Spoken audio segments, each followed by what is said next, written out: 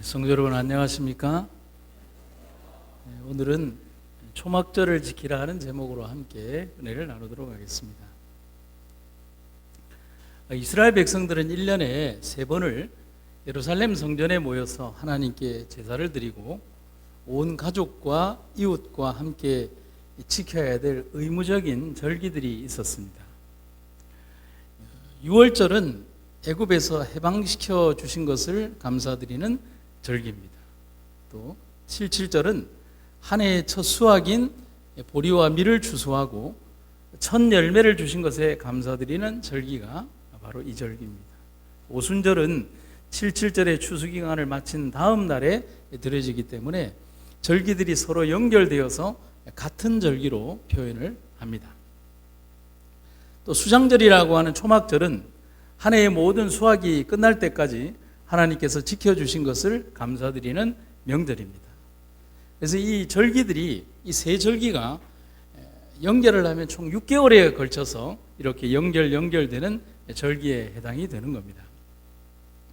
그리고 이스라엘 백성들의 그 절기도표를 보면 1년 내내 절기에서 절기로 연결되는 그런 모습들을 봅니다. 특별히 초막절은 모든 열매를 수확한 뒤에 열매를 주신 하나님 은혜에 감사드렸고, 이 절기에는 이스라엘 민족을 광야 40년 동안 하나님께서 인도해 주신 것을 기념하며 감사드리기 위해서 초막을 만들어서 7일 동안 번제와 소제와 전제와 속건제를 드리며 하나님께 감사의 절기를 지켰습니다. 따라서 초막절은 가을에 한 해의 모든 수확이 끝났을 때 지켜지는 것이기 때문에 이스라엘의 최대 명절이라고 할 수 있는 것이 바로 초막절입니다. 그래서 우리나라 사람들도 혹자들이 말하기를 설날과 추석 가운데 어느 명절이 더 크냐라는 의문을 하면 사람들은 그런 얘기를 하죠. 먹을 것이 풍성한 추석이 더 큰 명절 아닙니까? 라고 하는 말들을 예전에 들은 기억이 납니다. 첫째 날과 8일째 되는 날에는 성회도 열고 또 율법도 낭독하고 감사 찬송도 부르고 가족과 이웃과 함께 음식을 나누며 축제를 가졌습니다. 그래서 히브리 말로 이 초막절을 수꽃이라고 하는데요, 한 해의 첫 수확이 끝나고 드리는 절기가 실칠절입니다. 한 해의 수확이 끝나고 드리는 절기가 초막절입니다. 첫 수확이 있을 때도 절기를 드리지만 수확이 마감되었을 때도 하나님께 절기를 드리는 것입니다. 참 의미가 남다른 겁니다. 어떤 의미가 있을까요? 이스라엘 백성들이 절기도표 달력을 보면 지금 우리의 4월에 해당하는 니산월이 유대력 1월이 됩니다. 보통 우리가 달력을 구성을 할 때 일반적으로 태양력을 따라가느냐 혹은 달을 따라가느냐의 어떤 달력으로 구성이 되지만 유대의 달력은 그것과는 전혀 상관이 없이 이스라엘 백성들이 자유를 얻은 종교력을 따라서 바로 6월절을 기산점으로 해서 니산월 1월이 되는 겁니다. 그리고 그때가 보리가 익는 시기에 해당이 됩니다. 그리고 오순절이 되면 처음 익은 열매는 번제단 위에서 태우지 않고 하나님의 제단 앞에서 흔들었습니다. 이걸 뭐라고 하죠? 요제라고 합니다. 우리가 요람이라고 할 때 흔들요자를 쓰는 것처럼 요제, 곡식단을 흔든다고 해서 요제라고 합니다.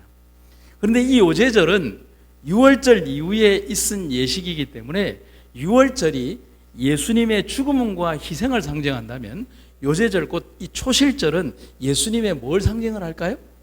부활을 상징하는 겁니다. 그래서 성소의 상징은 모두 누구와 연결되고 있어요? 그리스도와 연결이 되는 겁니다. 그리스도께서는 잠자는 자들의 처음 익은 열매로서 죽음에서 일어나셨다. 그분은 요제의 원형으로서 여호와 앞에 요제를 드리던 바로 그 날에 부활하셨다. 1000년 이상 이 상징적인 의식이 거행되어 왔다. 추수하는 밭에서 처음 익은 곡식의 이삭들을 모아가지고 6월절 날 예루살렘에 올라가 그들이 가져간 처음 익은 곡식단을 여호와 앞에 감사의 예물로서 흔들었다. 참 감동이죠? 그리고 가리 뽑은 기별 1권에는 이렇게 기록이 되어 있습니다. 그리스도는 잠자는 이들의 첫 열매이셨다. 부활의 첫 열매이신 그리스도가 그 의미라는 겁니다. 단순한 추수감사 이상의 의미가 이스라엘의 절기절기마다 배어 있다는 사실. 그런데 우리 주님께서 오늘 우리들에게, 백성들에게 초막절을 지키라고 명령하셨습니다. 초막절을 지키는 자들에게 하나님께서 아낌없는 축복을 주셨습니다. 왜 오늘 그러면 저는 이 많은 절기들 가운데 초막절을 이야기할까요? 이 초막절의 의미가 지금의 추석과도 같은 의미와 일맥상통하기 때문에 그렇습니다.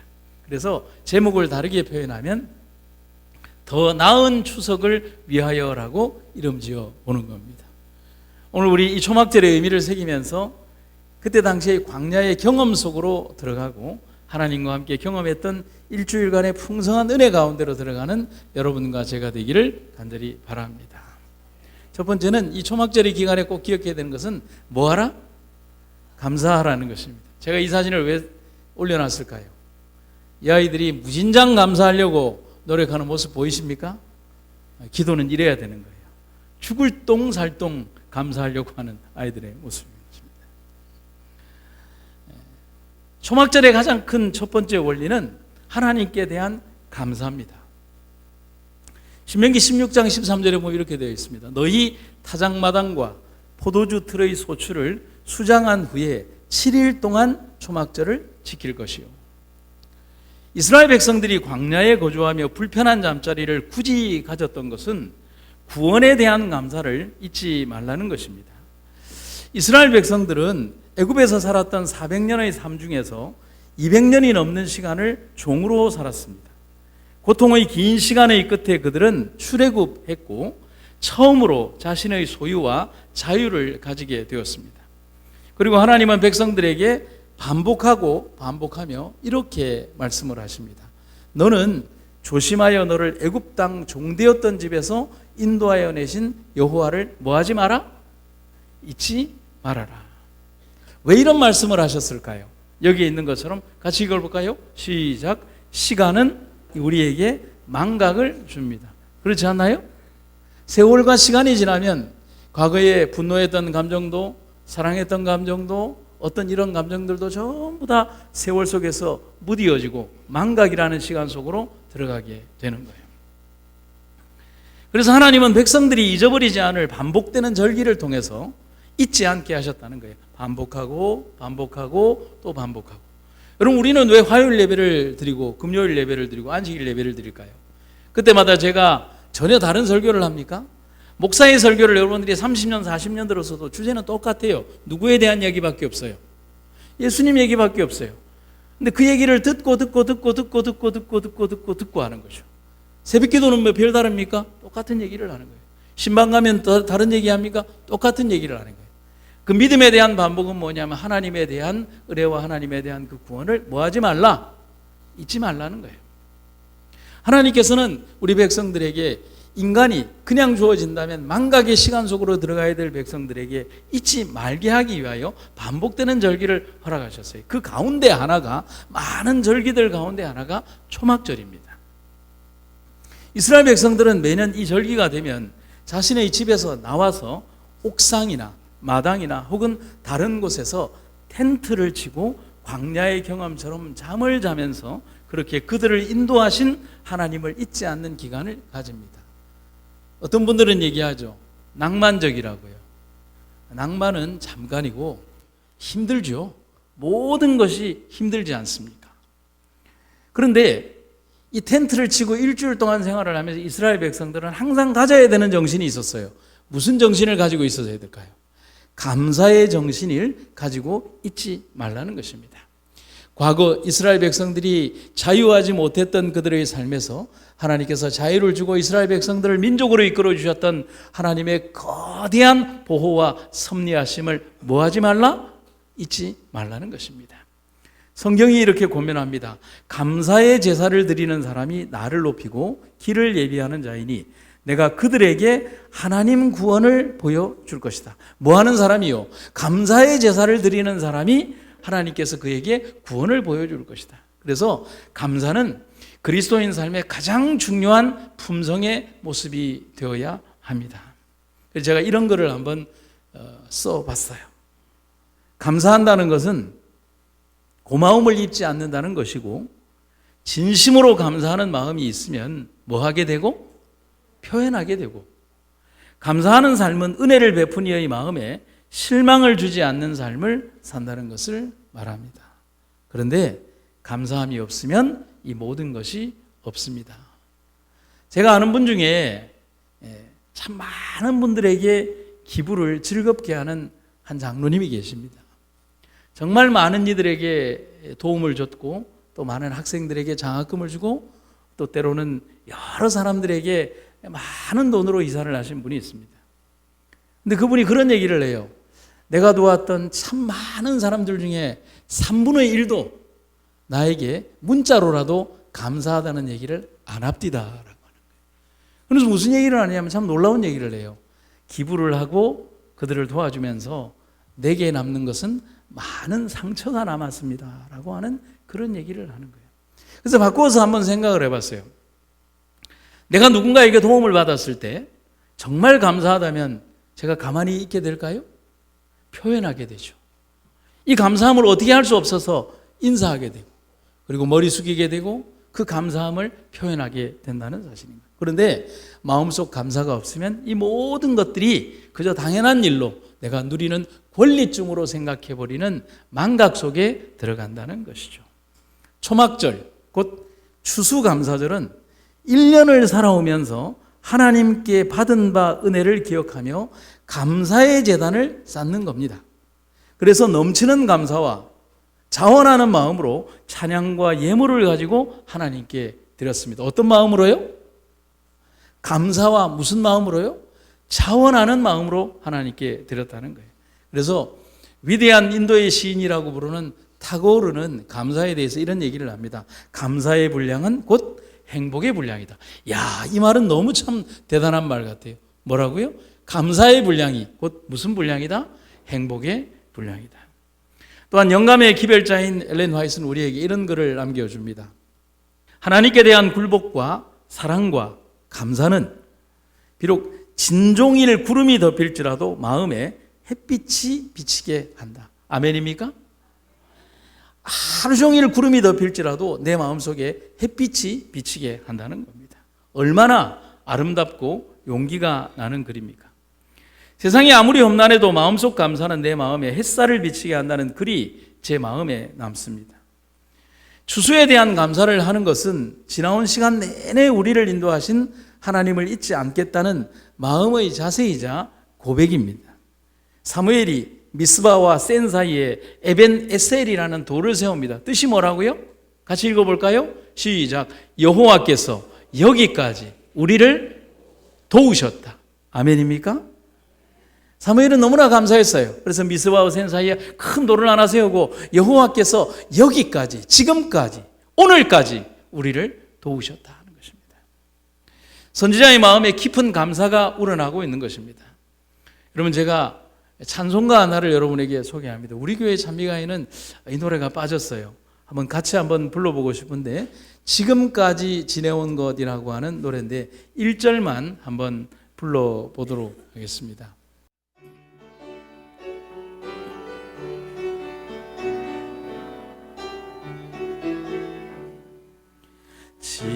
지금까지 지내온 것 주의 크신 은혜라.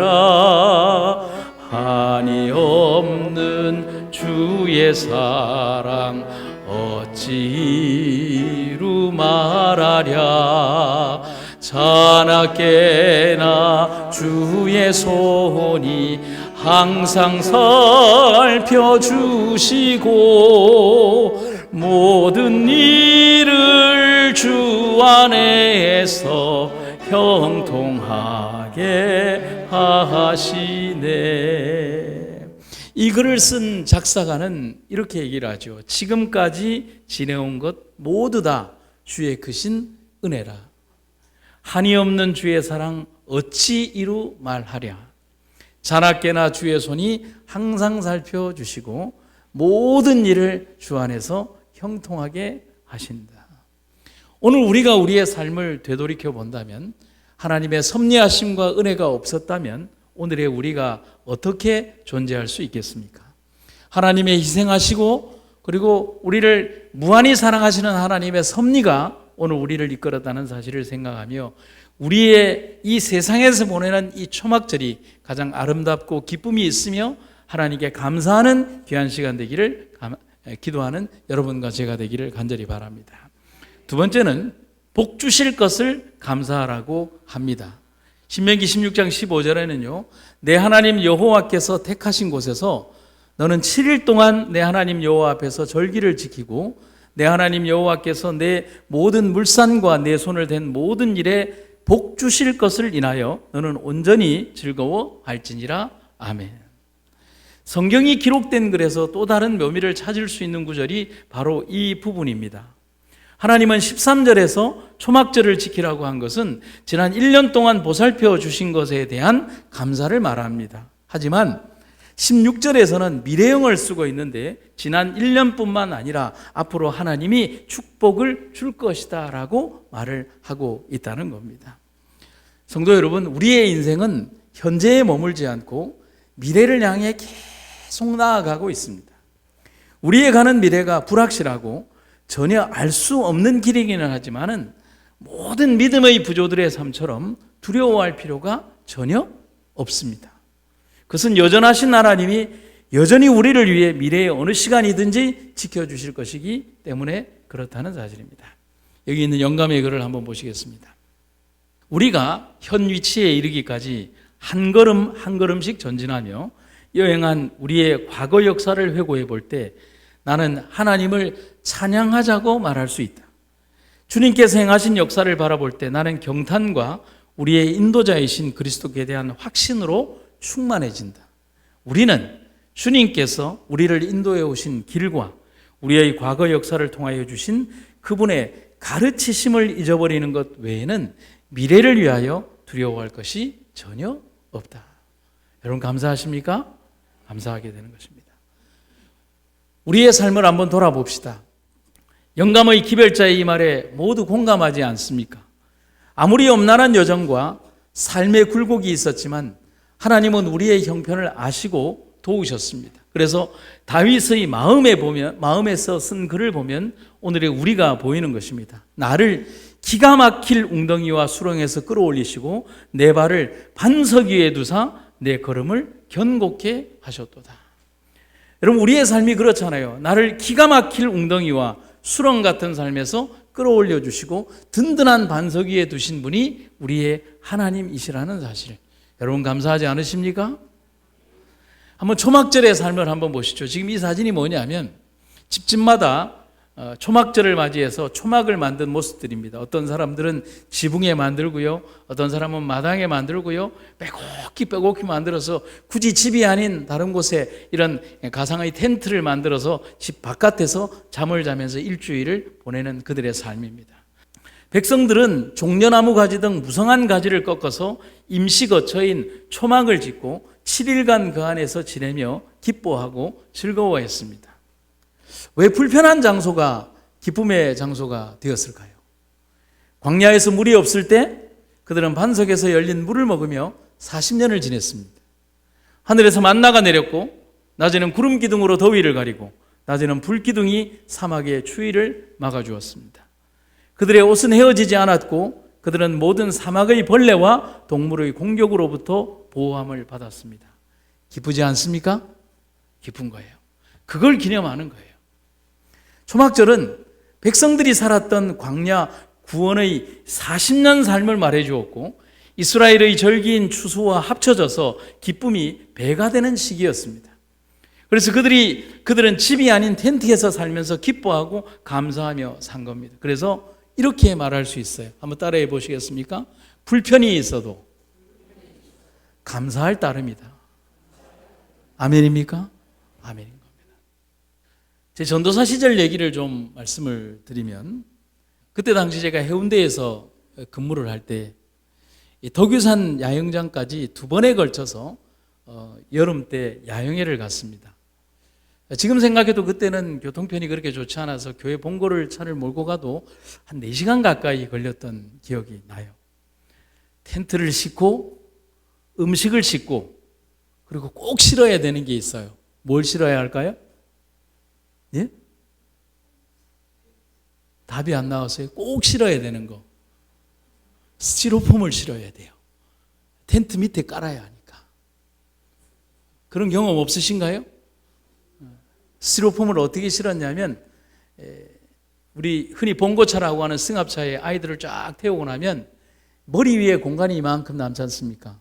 거기에 스티로폼을 쫙 넣으면 한 3장이 쫙 크게 이렇게 자르지 않고 들어갑니다. 그러면 아이들이 앉은 자리에서 스티로폼을 이고 한 4시간을 가는 거예요. 그리고 저는 전도사라는 이유로 미리 가야 해서 교회 아이들을 태우고 하루 일찍 갔습니다. 아이들은 신나죠?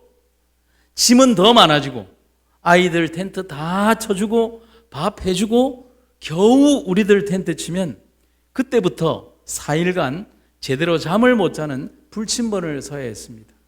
그때 당시 영락앞에 목사님들은 이상한 규율이 있어서 전도사들이 불침번을 서야 한대요. 그래서 매일매일 불침번을 섰어요. 꼬박 4일을 보내고 이제 아이들이 집에 가야 하는데 아이들을 태우고 밤새도록 운전을 해서 졸면서 운전을 해서 해운대로 내려가서 아이들 집에까지 다 내려다 주면 그날 새벽에 교인들을 다시 태우고 다시 4시간을 운전해서 덕유산 야영장을 가야 했습니다. 그럼 그냥 오나요? 어르신들 드실 것도 다 챙기고 그분들 또 자야 될 텐트 다 챙기고 또 그분들 쓰셔야 되는 스티로폼도 다 챙겨서 그렇게 5시간을 한 닷새 동안 잠도 못 잔 상태에서 또 다시 오는 거예요. 사고도 날 뻔했어요. 너무 힘들었어요. 하지만 그 불편함이 너무 재밌었어요. 아무도 불평하지 않았고 저도 불평하지 않았어요. 그 수고로움이 너무 재밌었어요. 각자의 텐트마다 퍼져나오는 찌개 냄새, 라면 냄새, 젓가락 하나만 들면 이 텐트에 가서 얻어먹어도 되고 저 텐트에 가면 그냥 또 밥도 주고 반찬도 주고 그렇게 했어요. 맛있는 냄새, 그리고 실패한 음식 냄새도 재밌게 났어요. 하지만 지금은 그런 낭만이 있나요? 그런 낭만은 없어요. 그 낭만을 위해서 지금 그렇게 하자고 하면 아무도 야영장 갈 사람들 없을 겁니다. 세월이 변했거든요. 그때 들었던 생각, 그리고 그때를 회상하며 지금 하는 생각은 불편함이 있어도 감사함이 있었다. 불편함이 있어도 말씀에 대한 사랑이 있었다. 불편함이 있었지만 진실한 감동이 있었다. 불편함이 있었지만 성도의 교제가 있었다. 성도 여러분, 그 옛날 이스라엘 백성들의 광야는 그런 곳이었어요. 말씀이 있고 육신의 양식이 있고 믿음의 동력자들이 있고 사선을 넘어온 믿음의 동지들이 있고 땀 냄새가 있고 보람 있는 수고로움이 있었습니다. 그래서 불편이 있어도 감사밖에 없었던 것. 그래서 이스라엘 백성들은 그때 그 시절의 그들의 조상들의 그 감동 속으로 들어가기 위하여 텐트를 치고 하나님의 명령대로 텐트를 치고 일주일 동안 그 가운데에 살며 그들이 비록 광야에 없었지만 그 광야의 감동 속으로 들어가기 위하여 텐트를 치고 바로 초막절을 지냈다는 사실입니다. 진실한 추석의 경험이 아닐까요? 여러분, 제가 조금 부연적으로 그때 당시 얘기를 좀 하면 그때 당시 참 알뜰하신 목사님이 있었어요. 제가 여러분들이 다 아는 분인데 차마 말씀드릴 수 없는 한 목사님이 있었어요. 정말 알뜰하기가 이루 말할 수 없는 목사님이 있었어요. 스티로폼을 실어갈 수 있는 차는 승합차였어요. 자가용은 스티로폼을 실어갈 수가 없었어요. 그런데 저희가 고속도로를 한참 달려가는데 충격적인 모습을 본 거예요. 그건 뭐냐면 하얀색 자가용 위에 하얀색 스티로폼이 이 차 안에 있는 게 아니라 자가용 위에 반통씩 잘려서 4겹으로 이렇게 올려진 다음에 여러분 그거 아시죠? 빨간색 노끈으로 창문 안쪽으로 넣어가지고 이렇게 칭칭칭칭칭칭 감아놓은 차가 고속도로를 한 100km로 달려가는 거예요. 여러분 아무리 그렇게 칭칭칭칭 감아놔도요 스티로폼이 바람을 막기 때문에 이렇게 막 들리는 모습이 보이는데 저거 어떻게 될 것 같은 그런 모습인 거예요. 설마였어요. 설마 저 차가 우리 야영장으로 가는 차일까? 그런데 휴게소에서 그 차를 만났는데 제가 아는 그 목사님이었어요. 혹시나 저를 아는 체 할까 봐 모른 채 했습니다.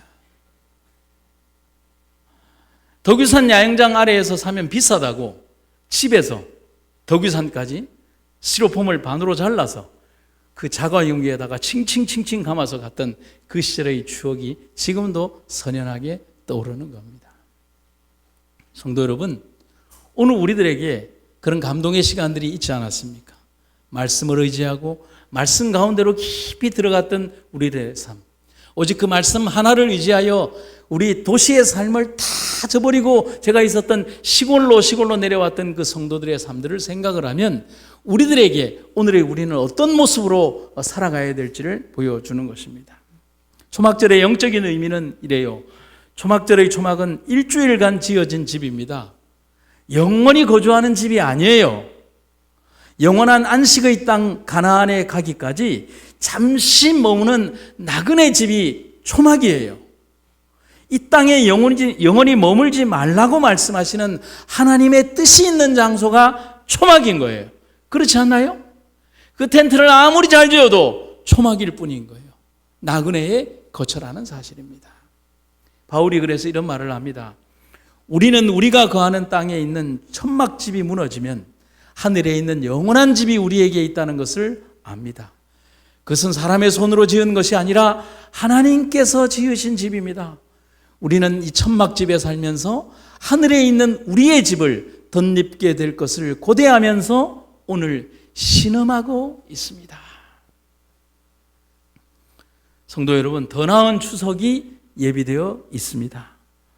더 나은, 더 아름다운 장막이 오늘 우리들에게 예비되어 있음을 기억하시기를 간절히 바랍니다.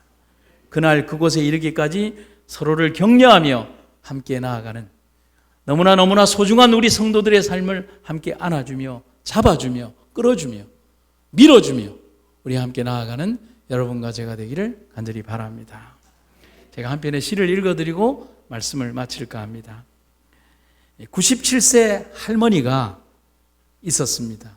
성함은 최삼봉 할머니라는 분인데요. 이분이 97세에 시집을 냈어요. 시집의 제목이 뭐냐면 마음의 집 영원한 나라에 살고파라. 그 가운데 보면 나오는 시인데 오늘 우리들이 꼭 깊이 오늘의 주제와 관련된 시가 있습니다. 이분의 글이 이 국문학에 맞지 않기 때문에 그대로 한번 써봤으니 한번 잘 보시기 바랍니다.